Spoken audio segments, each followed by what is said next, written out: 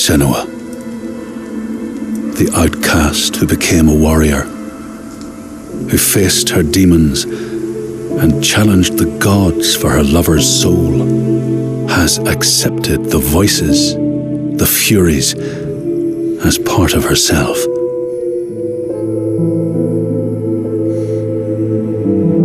Just like her mother Galena, she was not like other people. She saw and heard the world differently. Her father Zinbel told her she was evil, tainted by the sin of her mother. Tormented and afraid, she retreated from the world. Until love broke through like the rays of a new dawn. In Dillion's acceptance, she could live again.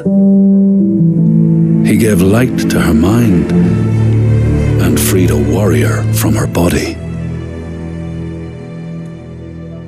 But the voice of her father stayed with her, reminding her of her curse. And when the plague came to her land, the people blamed Senua.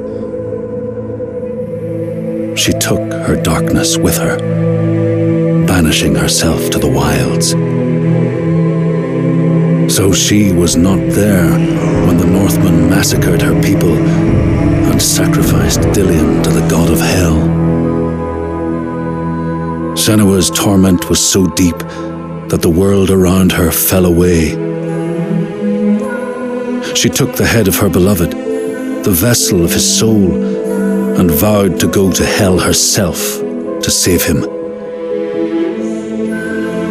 Through mist-shrouded horrors, she fought to find the secret path that would lead her to the very gates of hell. But the way was marked by fire and illusion. Senua had to fight the gods that guarded these paths and stave off the rot which threatened to consume her mind and end her life. Only conquest could open the gates. Only blood would bring her face to face with Hela, face to face with defeat.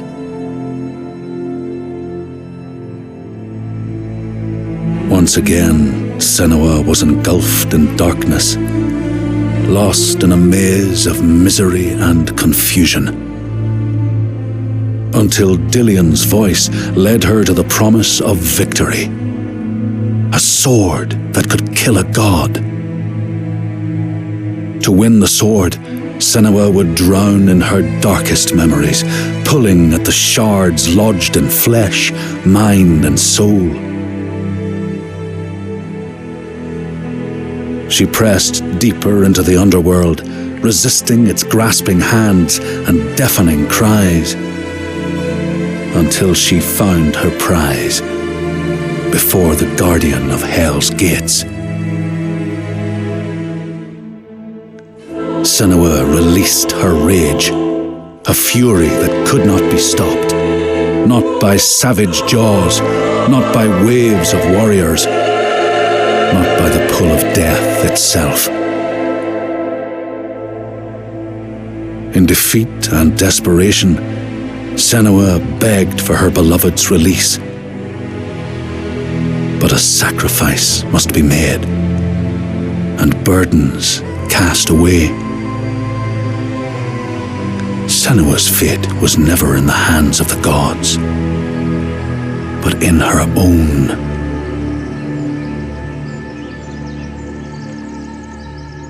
Only she could choose, out of love, to live, to go on, and to take us with her.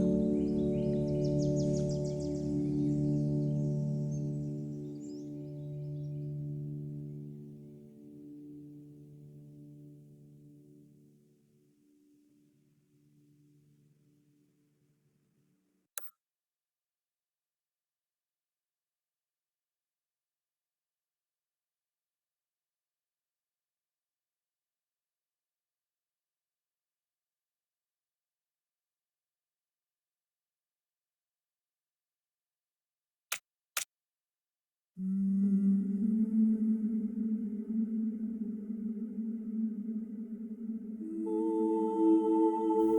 I know you? It's been a long time. She made a promise to the one she loved, dead now, but no less. A promise. Not one soul more would suffer as he had. She carries him in her heart. His death, his life, will drive her on. She will forge a purpose from his death, make meaning from the pain. And then the Northmen came again to our land, stripping us of our names, our lives, of everything that makes us who we are. Taking us as slaves. These Northmen sail under a blood-red sign. And one among them they call Master.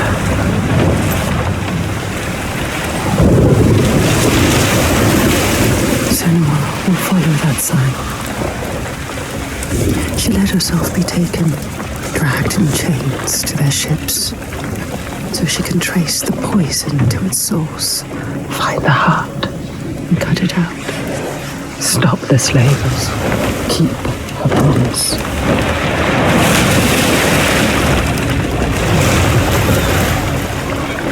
But plans can drift off course.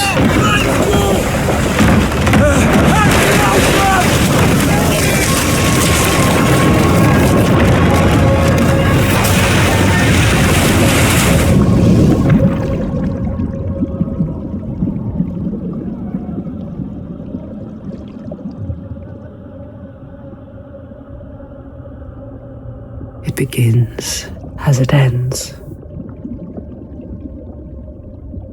Alone in the dark.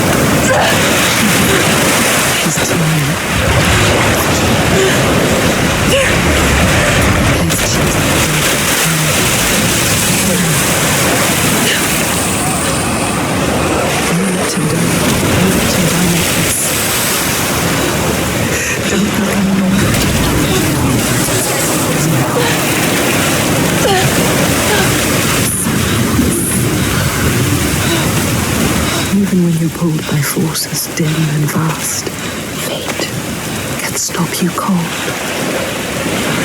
True has foundered with the shore. She must find a new light to steer by, find the next sign.